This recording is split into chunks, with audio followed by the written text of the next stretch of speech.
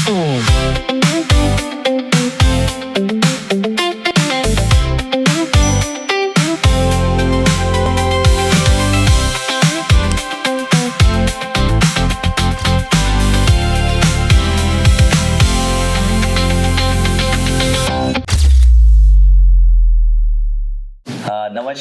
मेरा नाम विकास अग्रवाल है और मैं ऑलपोर्ट का फाउंडर हूँ।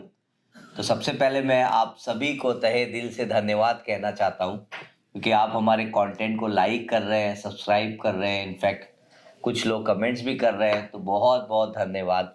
इस तरह से अगर आप हमें सपोर्ट करेंगे तो हमारी ये कोशिश रहेगी कि हम ज़्यादा से ज़्यादा लोगों तक पहुँच के उन्हें एजुकेट कर सकें, एम्पावर कर सकें। तो हमारा जो मिशन है ऑलपोर्ट का वो बहुत सिंपल है, हम ज़्यादा से ज़्यादा लोगों को एजुकेट और एम्पावर करना चाहते हैं। तो बहुत बहुत धन्यवाद। देखिए, आज का दिन जो है वो बहुत स्पेशल दिन है। आज हम अबैकस म्यूचुअल फंड में आए हैं। अबैकस म्यूचुअल फंड बॉम्बे में सेंटा क्रूज में उनका ऑफिस है। Abacus was started by mister Sunil Singhania.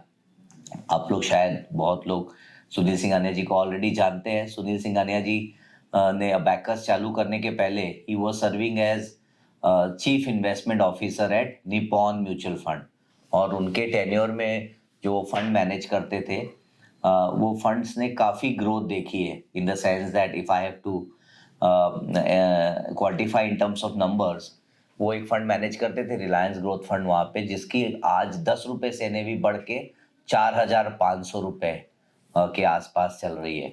मतलब the fund has grown more than 450 times. So 2018 में सुनील सिंघानिया जी ने अबैकस की नींव रखी एंड उसके बाद से बिहारी लाल देवरा जी ने उन्हें ज्वाइन किया and Bihari Lal Devra ji has played very very important role in terms of building up this organisation. तो आज का जो पॉडकास्ट है उनके साथ है। He is the director at Abacus. उनने जो रोल प्ले किया है वो मल्टी फैसेट रोल है, इन द सेंस दैट उन्होंने कंप्लायंस भी मैनेज किया है, ऑपरेशंस भी मैनेज किया है एंड ओवरऑल ऑर्गेनाइजेशन को एक शेप अप करने में बहुत मदद की है सुनील सिंघानिया जी के साथ में डे 1 से। तो आज उनके साथ में हम चर्चा करेंगे because alternates industry is growing very fast and इन्होंने हमारा जो बोर्ड है एपमी का, उसमें भी बिहारी लाल देवरा जी ने बहुत इंपॉर्टेंट रोल प्ले किया है। तो आज उनसे समझेंगे कि ये इंडस्ट्री कहाँ जा रही है, इंडस्ट्री में कितनी अपॉर्चुनिटीज़ है आगे, इस ऑल्टरनेट्स के थ्रू आप कैसे वेल्थ क्रिएट कर सकते हैं और इसके लिए क्या रिक्वायरमेंट्स हैं। तो डिटेल में चर्चा होंगे। I hope you will enjoy. If you like the content, my submission to you with the folded hand is please subscribe to our channel.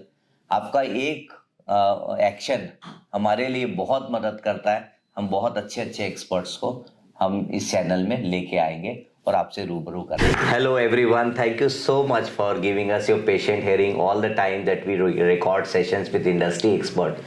As some of you might be aware with the fact that we run this show called Ask the Expert.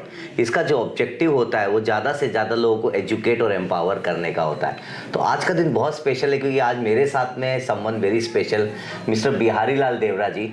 He is serving as director at Abacus और इन्होंने बहुत important role play किया industry level पे भी, क्योंकि इन्होंने ये एपमी के बोर्ड में इन्होंने कंट्रीब्यूट किया। पहले तो एपमी को आज समझेंगे इनसे कि एपमी होता क्या है, कैसे ऑर्गेनाइज्ड हुआ और उसके क्या ऑब्जेक्टिव है। But before that, I just want to tell you that he has been someone who is instrumental, along with Sunil ji, instrumental in terms of scaling up the Abacus to this level. So, I've been watching and witnessing that ever since Mr. Sunil laid down the foundation of this organization.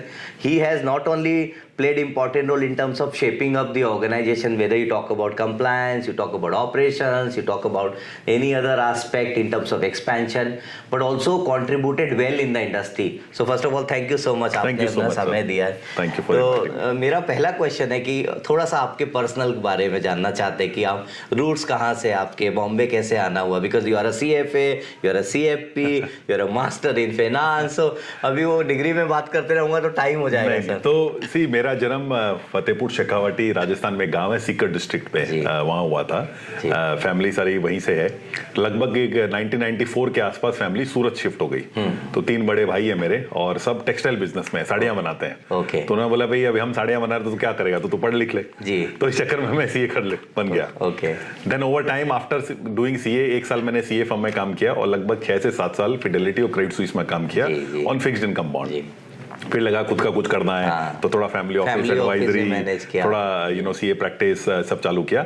और 2018 में जब Sunil Nippon से move out कर रहे थे, then we को founded abacus. Fast forward, initially हमने जो आपके कंपनी का नाम है ऑल्टरनेट एंड पोर्टफोलियो, तो शुरू में हमने ऑल्टरनेट इन्वेस्टमेंट फंड से चालू किया बिकॉज सुनील का बैकग्राउंड पूल्ड फंड मैनेज करने का था और वी सेड कि भाई चलो पूल्ड फंड मैनेज करना है तो AIF is the best way to do it. AIF में 3 कैटेगरी होती है, जैसे आपको पता है, कैटेगरी 1, कैटेगरी 2, कैटेगरी 3। कैटेगरी 1 जो है typically venture funds, angel funds के लिए होती है। कैटेगरी 2 प्राइवेट इक्विटी के लिए होती है। और लिस्टेड कंपनी जो है वो कैटेगरी 3 में टिपिकली लोग करते हैं। कैटेगरी 3 में हालांकि लिवरेज भी अलाउड है, हम लिवरेज नहीं करते हैं, लॉन्ग ओनली पोर्टफोलियो। तो कैटेगरी 3 से हमने शुरुआत की और स्लोली ग्रेजुअली जो आप बोलते हैं कि भाई एक स्पेशलाइज्ड फंड मैनेजमेंट प्लेटफॉर्म से हमने उसको डाइवर्सिफाई करना चालू किया। तो समवेयर अराउंड कोविड के आसपास, कोविड के जस्ट बाद हमने पीएमएस का लाइसेंस लिया और पीएमएस की सर्विसेज चालू करी, पोर्टफोलियो मैनेजमेंट सर्विस। उसके 2020 में, 2020 मुझे याद। 2021 में हमने एडवाइजरी लाइसेंस लिया आरआईए, हम उस पर एक छोटा एडवाइजरी बास्केट चलाते हैं। 2022-23 में हमने गिफ्ट सिटी और यूसिट्स फंड, एक जो हमारा फॉरेन फंड है, उसको चालू किया।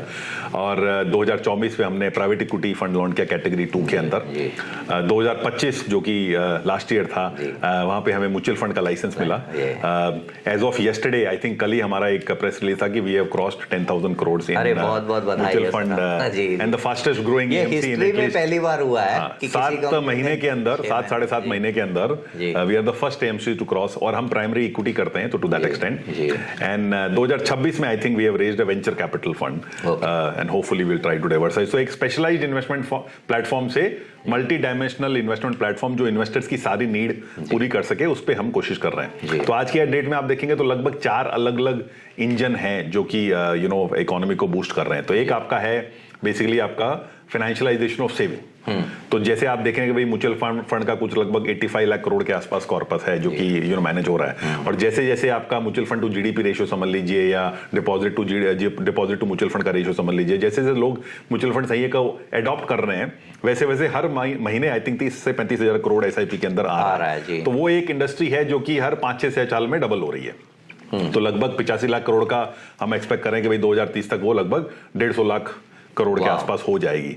तो उस इंडस्ट्री को सर्व करने के लिए हमारे पास एक म्यूचुअल फंड लाइसेंस है। दूसरी इंडस्ट्री है पोर्टफोलियो मैनेजमेंट इंडस्ट्री, जो लगभग लास्ट 5 साल में 4 से 5 साल में डबल हुई है। थोड़ी स्पेशलाइज्ड है, एसएमए जिसको बोलते हैं, फॉरेन में इसको सेपरेटली मैनेज्ड अकाउंट बोलते हैं। वो इंडस्ट्री इंडिया में लगभग टोटल 42 लाख करोड़ की इंडस्ट्री है, म्यूचुअल फंड से हाफ ऑफ द साइज, जिसमें मेजोरिटी ऑफ द पैसा 42 लाख में क्या क्या है सर इसमें? तो 42 लाख करोड़ के अंदर लगभग आप देखेंगे तो 30 से 32 लाख करोड़ जो है बेसिकली ईपीएफओ मनी है। तो आपका हर महीने सैलरी से एक प्रोविडेंट फंड करता है और वो प्रोविडेंट फंड जो है डेट इक्विटी में इन्वेस्ट करता है, तो उसका जो इक्विटी का पोर्शन है वो पीएमएस रूट के थ्रू मार्केट में इन्वेस्ट होता है लार्जली।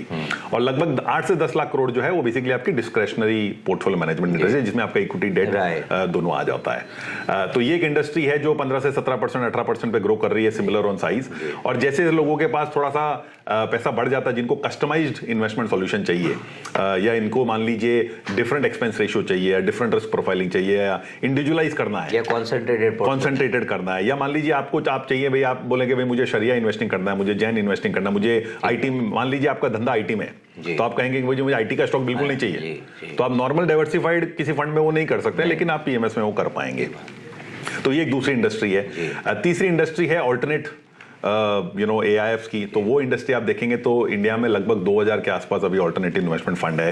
ये इंडस्ट्री 2013 से आई थिंक चल रही है और लगभग आई थिंक 25 से 30% का एवरेज ग्रोथ हो रहा है। कुछ आंकड़े शायद आप बता रहे थे जो आप ऑडियंस के लिए बता सकते हैं, मतलब मोर देन 15 लाख करोड़ की इंडस्ट्री हो गई है एआईएफ कमिटमेंट्स अगर देखा जाए। तो इसमें इतनी तेजी से ग्रोथ कैसे दिख रहा है आईएफ में? तो इसमें सर 2 पूल हैं। तो एक तो है कि देखिए इंडिया में जिस हिसाब से निवेशक बढ़ रहे हैं, इंडिया में जिस हिसाब से इन्वेस्टर्स जो हैं वेल्दी हो रहे हैं, जैसे मान लीजिए आपने किसी इन्वेस्टर को हेल्प की होती एज इंटरमीडिएटरी, मान लीजिए 20 साल पहले, तो यदि कोई 10,000 रुपए की एसआईपी किसी ने चालू करी होती 20 साल पहले और 12% रिटर्न के हिसाब से 1 करोड़ रुपए आज हो गई होती। एक बात अब 1 करोड़ होने के बाद यदि वो बाकी सब भी इन्वेस्ट कर रहा है तो उसे चाहिए कि मुझे कुछ अनलिस्टेड का एक्सपोजर चाहिए, मुझे कुछ लॉन्ग शॉर्ट एक्सपोजर चाहिए, मुझे कुछ वेंचर एक्सपोजर, तो वो कहाँ जाएगा? तो ये जो एक डिफरेंशिएटेड इंडस्ट्री है जो already outside India hedge fund के नाम से जानी जाती है, वो इंडिया में आई थिंक 2013-14 से चालू हुई। इनिशियली आई थिंक लोग सिर्फ रियल एस्टेट फंड कर रहे थे, but slowly gradually I think लोगों ने डाइवर्सिफाई करना उसमें चालू कर दिया है। तो वो जो एक थर्ड इंडस्ट्री है ऑल्टरनेटिव इन्वेस्टमेंट फंड्स की, जो कैटेगरी 3 फंड्स की या प्राइवेट इक्विटी बोल दीजिए, प्राइवेट क्रेडिट बोल दीजिए, दैट इंडस्ट्री इज ग्रोइंग रफली अबाउट 25%। आप देखेंगे आपने जो 15 लाख करोड़ का आंकड़ा बताया उसमें कैटेगरी 2 और 1 का कमिटमेंट कैटेगरी 3 से बहुत ज्यादा है। ठीक है, बिकॉज क्या है कि अनलिस्टेड में आप यदि छोटी कंपनियों में निवेश करते हैं, अपकमिंग कंपनियों में निवेश करते हैं, तो शायद फ्यूचर में जाके बड़ी हो जाए। आज की डेट में आप इंडेक्स में देखेंगे तो कम से कम भी 5 से 7 कंपनी आपको ऐसे दिखेगी जो 10 साल पहले थी ही नहीं। एक फूड डिलीवरी कंपनी है जो कि आज की आप इंडेक्स के अंदर है, 10 साल पहले आपने सोचा भी नहीं होगा कि फूड डिलीवरी कंपनी बन जाएगी। ठीक है, एक जो होम सैलून सर्विसेज है कि कंपनी लिस्टेड है, वो 10 साल पहले आपने सोचा भी ऐसा भी कोई बिजनेस मॉडल हो सकता है। ठीक है, जो सामान पहुंचा रहा है घर घर में, इंस्टामार्ट या जिस टाइप से कर रहे हैं 10 मिनट डिलीवरी, उसका भी एक बिजनेस मॉडल है। ये फ्यूचर है आगे, तो ये फ्यूचर है। तो हमारा मानना है कि देखिए पहला $1 ट्रिलियन इकोनॉमी होने में इंडिया को बेसिकली 60 साल लगे। ठीक बात। 1947 से 2007 जी, उसमें किसने कंट्रीब्यूट किया? जूट ने, टेक्सटाइल ने, स्टील ने, मान लीजिए 1 से 5 ट्रिलियन जो है उसको समझ लीजिए। और पहले 2nd ट्रिलियन जो है आपका 15 साल में हुआ, 3rd ट्रिलियन आपका 9 साल में हुआ, 4th ट्रिलियन आपका 7 साल में हुआ, और 5th ट्रिलियन में अभी चल रहे हैं। तो हर ट्रिलियन की जर्नी में किसी और सेगमेंट ने, किसी और सेक्टर ने कंट्रीब्यूट किया। कभी आईटी ने किया, कभी फार्मा ने किया, कभी किसी और सेगमेंट ने, कभी इंफ्रास्ट्रक्चर ने किया। तो हमें लगता है कि जो 5 से 10 ट्रिलियन की जो जर्नी है, इंडिया यदि 12% पे यदि ग्रो हो रहा है, 7% जीडीपी की ग्रोथ आई थिंक हम मान लेते हैं रियल में, 5% इन्फ्लेशन माने, तो 12 के हिसाब से रूल ऑफ 72 6 साल में तो डबल होगा जी। ठीक बात। अब 6 साल में जो 5 का 10 होने वाला है या 4 का 8 जो होने वाला है, वो सेक्टर्स हमें लगता है कि कोई नए सेक्टर्स होंगे।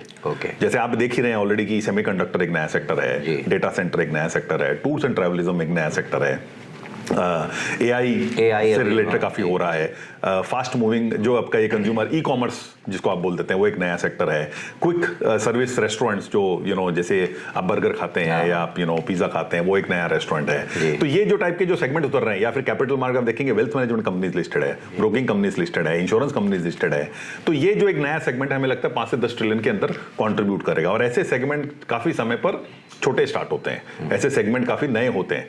तो ये जो है ट्रेडिशनल रिटेल साइज फंड उनमें टिपिकली इन्वेस्ट नहीं करते जब तक वो लिस्ट नहीं होते। तो ऐसी अपॉर्चुनिटी को एक्सेस करने के लिए लोग ऑल्टरनेटिव्स में आते हैं। तो तीसरा एक ये सेगमेंट है जो कि हमने फोकस किया है। और 4th सेगमेंट हमारा जो इंटरनेशनल जो एक गिफ्ट सिटी या उसके थ्रू जो लोग बारे में थोड़ी बात करनी थी। पहले आपने UCID का एक फंड निकाला और उसके बाद में आपने वही सेम फंड को गिफ्ट सिटी में लॉन्च किया। हाँ जी। तो for benefit of our NRI friends, वहां से क्यों इन्वेस्ट करना चाहिए? What is the objective, reason क्या है? देखिए दो चीजें हैं। इंडिया में हमको जो है इंडिविजुअल इन्वेस्टिंग करने की आदत है, तो हम हर क्लाइंट अलग से जाकर फंड में ऑन बोर्ड करता है, राइट? वहां पे कोई प्लेटफॉर्माइजेशन या कोई एग्रीगेटर जैसा कॉन्सेप्ट नहीं है।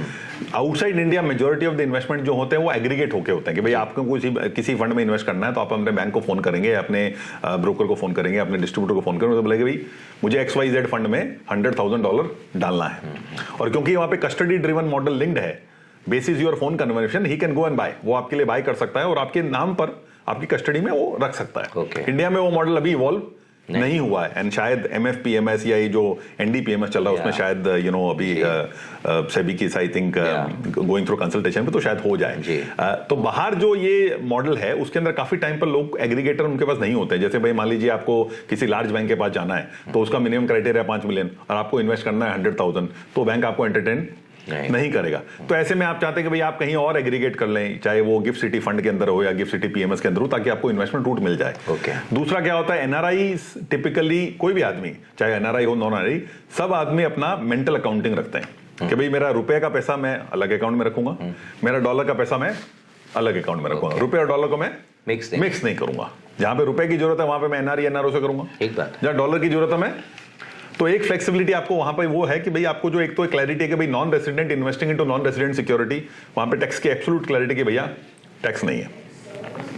Non resident to resident securities वहां पे आपको शायद कुछ फॉर्म भरना पड़ता है या आपको कुछ डिक्लेरेशन देना पड़ता है या पैन नंबर देना पड़ता है। NR टू NR आपको एकदम क्लैरिटी। यहाँ पे फंड्स डॉलर में है ना? हाँ जी, यहाँ पे फंड्स डॉलर में आएंगे तो रिटर्न भी फंड्स डॉलर में जाएंगे। तो इसमें यस क्या करेंसी होगा? तो एक्सपोजर रहेगा ही रहेगा, और फिलोसफी सेम है आपकी, फिलोसफी सेम रहेगी, सेम स्ट्रक्चर रहेगा, सेम स्ट्रक्चर। सिर्फ वो डॉलर में, तो some people don't want to bring their money in rupee, Right. तो वो कोशिश करेंगे डॉलर में। उसमें आई थिंक यूरो का, CHF का, JPY का, बाकी भी I think any other currency you can take it, but the idea is basically the structure is available for resident Indians, for non-resident Indians, for individual investors, for FPI investors, for institutional investors to access. अच्छा, अब वो India कहाँ से access करना चाहते हैं, कैसे access करना चाहते हैं, हमसे एग्जीक्यूशन करना चाहते हैं, खुद कराना चाहते हैं, एडवाइजरी लेना चाहते हैं, वो सब ठीक है। आपके ऊपर डिपेंड है। तो इसमें ये मिनिमम जो इन्वेस्टमेंट क्या होता है? ये सर टिपिकली आई थिंक 150,000 के आसपास जो गिफ्ट सिटी का जो रेगुलेशन उसके हिसाब से, बट टिपिकली जो एक स्पेशलाइज्ड इन्वेस्टमेंट फॉर्म को जो एक डेमोक्रेटाइज जो हमारा एक थॉट प्रोसेस था वो हम करने की कोशिश कर रहे हैं। इन सब के अंदर एक कॉमन रिसर्च इंजन है हमारा, जो फिलोसफी है जिसको मीट्स फ्रेमवर्क बोलते हैं, वो हमारा कॉमन है। तो ऑन एन एवरेज आप देखेंगे लगभग 6,500 कंपनियां इंडिया में लिस्टेड है, उसमें से लगभग आप मार्केट कैप या लिक्विडिटी के हिसाब से शॉर्टलिस्ट करेंगे तो 1500 से 1700 के आसपास कंपनियां आएंगी। वो 1500 में से लगभग 400 से 500 कंपनियां जो है हम इन हाउस कवर करते हैं। तो 1500 कंपनी की बैलेंस शीट हमारी टीम पढ़ती है, हमारे पास एक 25 लोगों की इन्वेस्टमेंट रिसर्च टीम है, और ये लोग जो है वो 1500 बैलेंस शीट पढ़ के उसमें से भी शॉर्टलिस्ट के भैया इस कंपनी में मैनेजमेंट अच्छा है, इस कंपनी में अर्निंग प्रोफाइल अच्छी है, इस कंपनी में कुछ events you know I think they can rebound to that extent, या इसमें स्ट्रक्चरल स्टोरी अच्छी है, ये केपेक्स से बेनिफिट हो सकता है, ये गवर्नमेंट पॉलिसी से बेनिफिट हो सकता है। वो उस 400 कंपनी में से लगभग 100 कंपनीज को हम सिलेक्ट करते हैं जिसपे हम डिटेल्ड काम करते हैं। ऑन एन एवरेज 400 कंपनी पे लगभग आई थिंक साल का हम 1500 से 2000 मीटिंग्स हम मैनेजमेंट के साथ करते हैं। और ये जो बेसिकली जो आता है उसके बाद बेसिकली ईच इन्वेस्टमेंट और each portfolio manager is free to kind of buy their own overlaps भी हो सकते हैं ना, कोई कंपनी है इसको। सर देखिए वो प्रोडक्ट्स में मेरा एक आपसे क्वेश्चन, आप काफी सारे क्लाइंट के साथ डील करते हैं, मेरा क्वेश्चन ये है कि क्या आप प्रोडक्ट सिलेक्ट करते हैं या आप मैनेजर सिलेक्ट करते हैं? मैनेजर फ्रेमवर्क हमारा, तो यदि आप फ्रेमवर्क है वो मैनेजर फ्रेमवर्क। तो यदि आप मैनेजर फ्रेमवर्क आपका है और मैनेजर सिलेक्ट करते हैं, तो यदि आपको मैनेजर अच्छा लगता है तो मैनेजर का कोई भी प्रोडक्ट क्यों ना हो। तो आई थिंक प्रोडक्ट का क्वेश्चन इस बात पे डिपेंड करेगा कि इन्वेस्टर्स को क्या चाहिए। जैसे फॉर एग्जांपल आप इन्वेस्टर है जिसको इमीडिएट हर टाइम पे आपका पोर्टफोलियो लिक्विड चाहिए, तो आप एक रिटेल फंड जैसे म्यूचुअल फंड सेलेक्ट करेंगे। आपको चाहिए कि भैया नहीं, ट्रेडिंग मेरे नाम पे होनी चाहिए क्योंकि मुझे अपना लॉस या ओनर होनी चाहिए, तो आप पीएमएस करेंगे। आपको लगता है कि नहीं मुझे थोड़ा अनलिस्टेड का, प्री आईपीओ का या एसएक्स एक्सपोजर चाहिए, तो आप एआईएफ करेंगे। आपको लगता नहीं एग्जीक्यूशन भैया मैं करूंगा, तो आप एडवाइजरी करेंगे। तो आई थिंक स्ट्रक्चर डिपेंड करेगा कि आप क्या चाहते हैं। जैसे फॉर एग्जांपल आप बोलेंगे भाई मेरे पास इन्वेस्ट करने के लिए मान लीजिए 10 लाख रुपया है, तो 10 लाख रुपए में तो आप या तो एसआईएफ कर सकते हैं या म्यूचुअल फंड कर सकते हैं, आप पीएमएस एआईएफ, या मान लीजिए आप कहेंगे नहीं भाई मेरे पास तो 50 लाख रुपए का शेयर्स है, मैं कैश नहीं दे सकता, तो शेयर्स तो सिर्फ पीएमएस ही ले सकता है, कोई और तो ले नहीं सकता।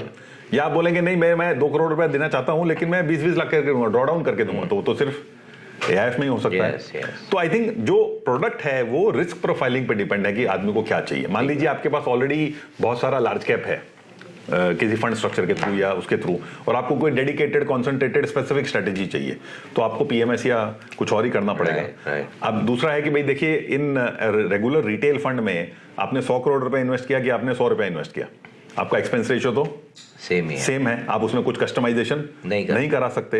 यदि आपको कस्टमाइजेशन करना है तो आपको कुछ दूसरा स्ट्रक्चर यूज करना पड़ा। तो आई थिंक स्ट्रक्चरिंग का जो क्वेश्चन है ना, it is very very client centric, कि भाई क्लाइंट को क्या सूटेड करता है। तो एज अ फिड्यूशियरी जब आप क्लाइंट के साथ बात करते हैं तो आप बेस्ट डिसाइड कर सकते हैं कि भाई इस क्लाइंट को ये स्ट्रक्चर में ज्यादा बेनिफिट है या ज्यादा फ्लेक्सिबिलिटी है, ठीक है ना। अब जैसे मोस्ट एआईएफ आप देखेंगे तो क्लोज एंडेड एआईएफ होते हैं, तो क्लोज एंडेड एआईएफ में यदि इन्वेस्टर ने पैसा डाल दिया और 5 साल का लॉक इन है तो 5 साल के पहले पैसा नहीं मिलेगा।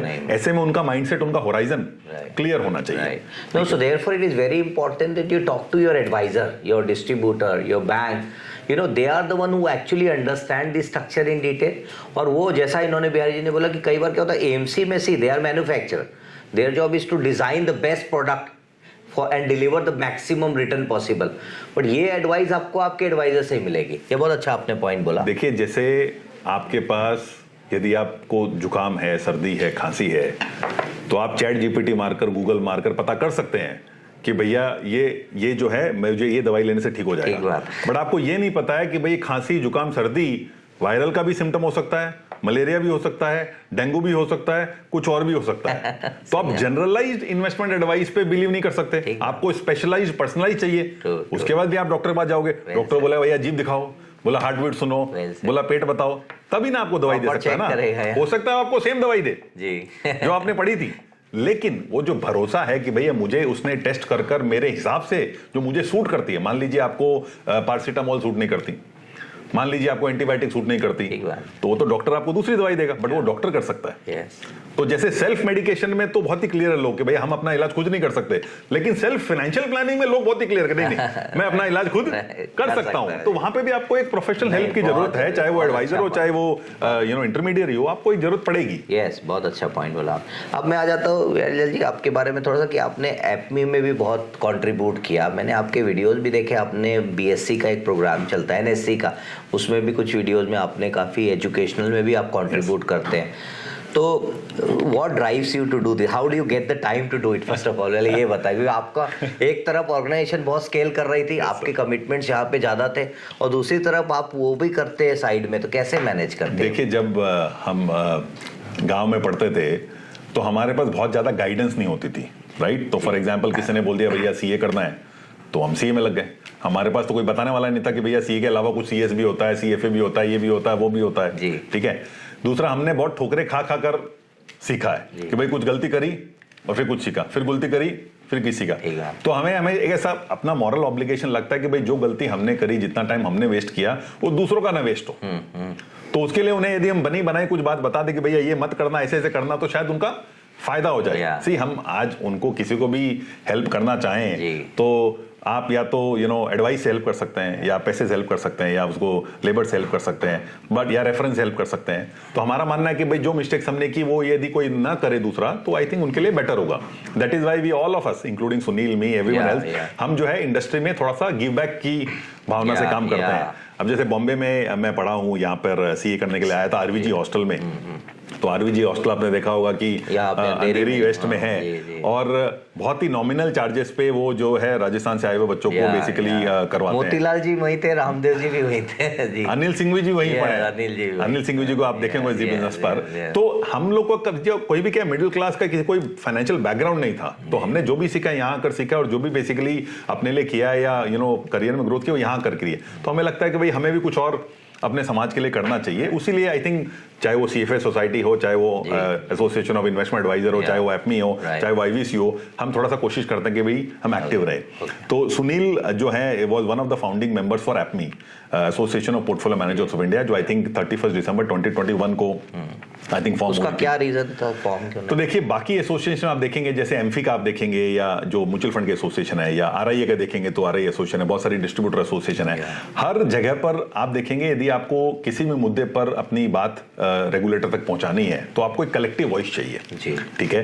तो बाकी सारे सेगमेंट्स में, चाहे वो ब्रोकर्स में हो, चाहे वो म्यूचुअल फंड्स में हो, चाहे वो इन्वेस्टमेंट बैंकर्स में हो, ऐसी एसोसिएशंस ऑलरेडी बॉडीज वर्क कर रही थी। बट आई थिंक पीएमएस में ऐसी एसोसिएशंस मिसिंग थी। तो with the guidance of regulator and with blessings from अपना इंडस्ट्री फोक्स, वी रियलाइज कि भाई एक बहुत ज्यादा जरूरत है, और उस बेसिस पे हमने बेसिकली एपमी का फॉर्म किया। आई थिंक 6 या 7 फॉर्मर मेंबर थे। Neeraj bhai was one of them, he was the founding chairman, and बाकी लोग। And then basically post the formation, we decided to start work. तो I think मई 2022 में हमारा पहला इवेंट हुआ, जहां पर ईडी मिस्टर मनोज कुमार के, मनोज जी आए थे, मैं भी था उसमें, आप भी थे। तो उन्होंने कहा कि भाई आप आगे बढ़िए और काम कीजिए और धीरे धीरे कीजिए, एंड वहां से आई थिंक हमने चालू किया। In the first year I think I came on the board and started work on APMI, और विद अ सिंगल विजन कि भाई कैसे हम जो है इस प्रोडक्ट को एक्सेसिबल बनाएं इन्वेस्टर्स के लिए, तो डिमांड कैसे क्रिएट करें, और सप्लाई साइड पे, मैन्युफैक्चर साइड पे जो चैलेंजेस है वो कैसे सॉल्व करें। तो एक हमारा सबसे बड़ा इसके अंदर इशू था कि भाई देखिए, जैसे म्यूचुअल फंड में आपका ARN नंबर होता है, एमफी रजिस्ट्रेशन नंबर, ऐसा कोई रजिस्ट्रेशन नंबर, ऐसा कोई कॉमन प्लेटफॉर्म हमारे पास नहीं होना चाहिए। तो हम ये चाहते थे कि भाई जो नॉलेज स्टैंडर्ड है, जो भी आदमी पीएमएस चाहे वो कोई इन्फ्लुएंसर ना कोई इन्फ्लुएंसर ना कर सके, तो उसे एक बेसिक नॉलेज होना चाहिए, और वो रेगुलेटेड कैटेगरी में होना चाहिए। तो उसके लिए एक 21A जो एग्जाम आई थिंक मैंडेटरी की गई, और उसके बाद उसका जो रजिस्ट्रेशन है, सुपरविजन रिस्पांसिबिलिटी वो एपमी को दिया गया। तो आज आप देखें तो लगभग 35 से 40 हजार जो है एपमी रजिस्टर्ड डिस्ट्रीब्यूटर, इसमें एम्प्लॉइज भी आ जाते हैं। तो यूनिक नंबर थोड़े कम होंगे, बट ओवरऑल आई थिंक 35 से 40 हजार लोग हैं। नंबर ग्रो कर रहा है, धीरे धीरे बहुत अच्छा काम हो गया इंडस्ट्री। उसके अंदर हम थोड़ा थोड़ा कॉमन कर रहे हैं, जैसे हम सिंगल रजिस्ट्रेशन फ्रेमवर्क की बात कर रहे हैं। एक आपने देखा होगा, बाकी सब इंडस्ट्री में मंथली बेसिस पे, क्वार्टरली बेसिस पे कुछ डेटा आता है। कि भाई इतना एसेट्स आया, इतना एसेट्स गया, इतने क्लाइंट थे, उतने क्लाइंट थे। एपनी में ऐसा कुछ नहीं था। तो लास्ट ईयर आई थिंक हमने एक पोर्टल चालू किया insights.apni.india, उस पे हर पीएमएस का परफॉर्मेंस, हर पीएमएस के एसेट्स आपको मिलेंगे, और उसके बेसिस पे हमने एक डॉक्यूमेंट चालू किया जो पब्लिकेशन जिसको हम कंपेडियम बोलते हैं। आई थिंक जून 2026 में उसके 12 एडिशंस जो है मंथली फर्स्ट एनिवर्सरी एडिशंस पूरा हुआ। जून में आप देखेंगे तो 2 WTMs, सभी के 2 WTMs का उसके अंदर मैसेज है, congratulating APMI on the great work we doing. और हमारा मानना है कि भाई आपको जो भी पीएमएस का डेटा चाहिए उसका single source of truth, right, अभी आज की डेट में किसी को भी पूछो तो कोई बता सकता है पीएमएस इंडस्ट्री 42 लाख करोड़ की है। साल भर पहले तो किसी को साइज का पता ही नहीं था। तो एक हमारा मानना है कि भाई जितना ज्यादा इंफॉर्मेशन हम डोमेन में देंगे, जितना ज्यादा हम लोगों को तैयार करेंगे ये काम करने के लिए, उतना ज्यादा आई थिंक इंडस्ट्री फोकस करेगी। और तीसरा I think ease of doing business. तो 4 साल से जो हमारी कोशिश थी कि भाई हम जो है पीएमएस इंडस्ट्री में कुछ बदलाव लाएं, कुछ पाथ ब्रेकिंग करें, वो आई थिंक सेबी ने अभी ये कंसल्टेशन पेपर के अंदर आई थिंक उसका क्या था कि मिनिमम 25 लाख का म्यूचुअल फंड पीएमएस। तो भी देखिए पीएमएस, आप एक इंटरेस्टिंग फैक्ट आपको बताऊंगा, यदि आप यूएस मार्केट में देखेंगे तो एसएमए इंडस्ट्री जिसको बोलते हैं पीएमएस इंडस्ट्री, वो रिटेल फंड इंडस्ट्री से 4 गुना बड़ी है। ओके। लेकिन इंडिया में रिटेल फंड इंडस्ट्री से हम हाफ है। हाँ। और यदि आप ईपीएफ हटा दें तो हम 1/8 है। 1/8 है, ठीक है। तो वहां पे 4 टाइम्स है और यहाँ पे हम 1/8 है। तो उसका रीजन क्या है? तो एक बहुत बड़ा है। तो हमने एक स्टडी करी जो कि ग्लोबल बेंचमार्किंग स्टडी हमने करवाई एपनी के थ्रू, जिसमें हमने हर मार्केट को स्टडी किया कि भाई चाइना में, यूएस में, यूके में, ऑस्ट्रेलिया में ऐसे क्या चेंजेस हैं जिसकी वजह से वो इंडस्ट्री इतनी बड़ी हुई है। तो वहां पे हमें पता चला कि वहां पे क्योंकि ये bespoke अरेंजमेंट है, क्योंकि ये क्लाइंट लेवल अरेंजमेंट है, वहां पे काफी सारी फ्लेक्सिबिलिटी अवेलेबल है पोर्टफोलियो मैनेजर को इन्वेस्ट करने के लिए। तो उसमें से एक फ्लेक्सिबिलिटी थी कि भाई आप एक फंड ऑफ फंड पीएमएस चला सकते हैं। तो आई थिंक एक प्रपोजल जो सभी के कंसल्टेशन पेपर में है वो है म्यूचुअल फंड पीएमएस, कि भी आप एक 25 लाख का जो है मिनिमम म्यूचुअल फंड पीएमएस चला सकते हैं। उसमें आपकी नेटवर्थ रिक्वायरमेंट कम है और आपको बेसिकली आज की डेट में जो सबसे बड़ा चैलेंज समझ लीजिए जो इंटरमीडियरी को या आरआई को आता है वो एग्जीक्यूशन का आता है। ठीक है, रीबैलेंसिंग आता है। तो वो आप जो है उसके अंदर प्लेटफॉर्म लेवल पे आप कर सकते हैं। तो आपका एक यूनिफॉर्म एक्सपीरियंस हो जाएगा। दूसरा, कस्टमाइजेशन जो आप करना है वो आप कर सकते हैं। तीसरा, आपके पास एसेट्स कस्टडी में है तो आपको एग्जिस्टिंग एसेट्स उनके ट्रांसफर करने तो आप कर पाएंगे। तो एक ये हो गया। दूसरा था, हमने देखा कि भाई लोकल एसएमए के अंदर आपको अभी फॉरेन सिक्योरिटी का डाइवर्सिफिकेशन अलाउड नहीं है। तो लोग खुद जाकर मतलब गिफ्ट सिटी के थ्रू या कहीं ना कुछ खरीद रहे हैं। तो वो हमने एक अभी रिप्रेजेंटेटिव सेबी के जो आज की डेट में भी जो एलआरएस के थ्रू इन्वेस्टिंग हो रहा है उसको आप पीएमएस में भी अलाउ करें, ताकि पीएमएस उसको एक सुपरवाइजरी फ्रेमवर्क दे पाए। तो आई थिंक फॉरेन सिक्योरिटीज का एक किया है। तीसरा, बहुत सारे इन्वेस्टर्स आप देखेंगे जो शायद स्पेकुलेशन नहीं करना चाहते लेकिन हेजिंग करना चाहते हैं अपने पोर्टफोलियो का फॉर वैरायटी ऑफ रीजन, जैसे भाई कोविड आ रहा है, वॉर आ रहा है, ये आ रहा है, तो उन्हें हेजिंग करना है। तो हेजिंग की जो फैसिलिटी है इन टर्म्स ऑफ थोड़ा सा जो लिवरेज है डेरिवेटिव्स, वो आई थिंक पीएमएस में थोड़ा रिस्ट्रिक्टेड था। तो इस कंसल्टेशन पे हम देखेंगे कि जो वहां पे डाउन साइड आप प्रोटेक्ट कर सकते थे बट आप उसको एक्सरसाइज नहीं कर सकते थे। तो वो एक एक्स्ट्रा आई थिंक इसमें अलाउ हुआ है। इंडिपेंडेंट फंड मैनेजर का जो कॉन्सेप्ट था कि भाई आज की जिनमें कोई नया चालू करना चाहता है तो थर्ड पार्टी फंड मैनेजमेंट का जो कॉन्सेप्ट आप देखें गिफ्ट सिटी में है और बाकी जगह पे भी है, वो यहाँ पे नहीं है। जो प्लग एंड प्ले हम जो बोलते हैं, तो वो आई थिंक एक कॉन्सेप्ट पेपर इसके अंदर है। तो लगभग आई थिंक 25 से 26 कंसल्टेशन पेपर कंसल्टेशन उसके अंदर है। और आई थिंक जिस हिसाब से चल रहा है मुझे लगता है कि पीएमएस इंडस्ट्री जो भी लगभग 550 प्लेयर के ऊपर है वो आई थिंक डबल हो जाएगी 2000 player. Lot of large intermediaries like yourself और एडवाइजर्स जो कि क्लाइंट के लिए कस्टमाइज पोर्टफोलियो सॉल्यूशन क्रिएट करना चाहते हैं वो इवेंचुअली मूव हो जाएंगे, बिकॉज यहाँ पे आपको फुल फ्लेक्सिबिलिटी है। यदि आप मान लीजिए 50 लाख का पोर्टफोलियो करना चाहते हैं तो आप स्टॉक कर सकते हैं, ये कर सकते हैं। यदि आपका इन्वेस्टर एक्रेडिटेड है तो आप अनलिस्टेड कर सकते हैं। यदि आप सिर्फ एमएफ करना चाहें तो वो भी कर सकते हैं। और मोस्ट इंपॉर्टेंटली आप क्लाइंट के नाम पर, क्लाइंट के डिमांड के अंदर ये सारा कर सकते हैं। तो सिक्योरिटी पर्सपेक्टिव से, प्राइवेसी पर्सपेक्टिव से, कस्टमाइजेशन पर्सपेक्टिव से इससे बेटर सॉल्यूशन आई थिंक कोई अवेलेबल नहीं है। बहुत अच्छी बात। तो आप देखो एक चीज और देखा है सर, आप बहुत क्लोजली मनोज जी के साथ में भी, आप रेगुलेटर के साथ में भी लगातार डायलॉग रखते हैं, तो क्या इस तरह का एआईएफ इंडस्ट्री में भी इस तरह की बॉडी आप बनते हुए देखेंगे आगे? एआईएफ में आई थिंक ऑलरेडी एक 2 बॉडीज ऑलरेडी हैं, एक आईवीसी है और एक एआईएफ सीएफओ एसोसिएशन, और वो काफी हद तक आई थिंक रेगुलेटर्स के साथ काम कर रही है। तो अभी जैसे रिसेंट में आपने देखा होगा एक अक्रेडिटेड इन्वेस्टर फ्रेमवर्क पे काफी सारे चेंजेस आए हैं। तो एज पार्ट ऑफ रिप्रेजेंटेशन एपमी के थ्रू भी और अदर बॉडीज के थ्रू भी हमने एक रिप्रेजेंटेशन किया था कि भाई आपको जो नेटवर्थ का क्राइटेरिया चाहिए वो आप कैश स्टेटमेंट से ले लीजिए। यदि आपके डीमैट स्टेटमेंट में 5 करोड़ से ज्यादा का यदि एसेट्स है तो then by default you should be credited, और एनआरआईज को आप इसमें से एग्जाम कीजिए। तो आई थिंक कुछ बहुत सारे आई थिंक सजेशन सेबी ने कंसल्टेशन पेपर में निकाले हैं। और एक केवाईसी रिलेटेड जो कि एनआरआई ऑनबोर्डिंग में आपको बहुत ज्यादा प्रॉब्लम होती है, वो भी आई थिंक स्ट्रीमलाइन करने के लिए अभी आई थिंक ऑलरेडी अवेलेबल है। तो lot of things are opening up. तो सर होपफुली हमारा मानना यही है कि जिस हिसाब से इंडिया में लास्ट 2-3 साल में बाजार में कुछ काम नहीं हुआ है, जो एनआरआई एफपीआई का इन्वेस्टमेंट नहीं आ रहा है, तो ये जो 4-5 चीजें अलग अलग, जैसे आपका केवाईसी यदि ठीक हो जाता है, यदि पीएमएस में आपके सारे चेंजेस अप्रूव हो जाते हैं, आपके जो डेरिवेटिव वाले सारे हो जाते हैं, तो ये पुट टुगेदर ये सब चीजें हो जाए, इंडिया को वापस जो है अपने स्वीट स्पॉट पर ला सकते हैं। इसमें एक और पॉइंट है ना, एसएम से भी आप बात करते हैं कि आईएफ के लिए भी एक एग्जाम आपने रखना चाहिए, जैसे पीएमएस का 21A रखा। तो एआईएफ के लिए सर आप मानेंगे नहीं, 19A 19B करके 2 एग्जाम्स एनआईएसएम ने ऑलरेडी लॉन्च कर दी है। तो 19A जो है वो कैटेगरी 1 और 2 डिस्ट्रीब्यूटर्स के लिए है, और 19B जो कैटेगरी 3 डिस्ट्रीब्यूटर्स के लिए है। यदि जो भी इंटरमीडिएरी टीम में हो या कोई और हो, जो भी एआईएफ बेचना चाहता है या एडवाइस करना चाहता है, मैं स्ट्रांगली रिकमेंड करूंगा कि आप वो एग्जाम करें। आज की डेट में वो एग्जाम मैंडेटरी नहीं है, but very soon I think at some point time that will become mandatory. वही मैं कह रहा था कि जैसे आपने पीएमएस में किया तो आपने 100% सर होने वाला है वो। And at some point time I also envisage के कॉमन डिस्ट्रीब्यूटर एग्जाम हो जाएगा, जिसमें आप म्यूचुअल फंड भी कर सकते हैं, आप एसआईएफ भी कर सकते हैं, आप पीएमएस भी कर सकते हैं, और आप एआईएफ भी कर पाएंगे। जी। अब मेरा लास्ट क्वेश्चन है आपसे।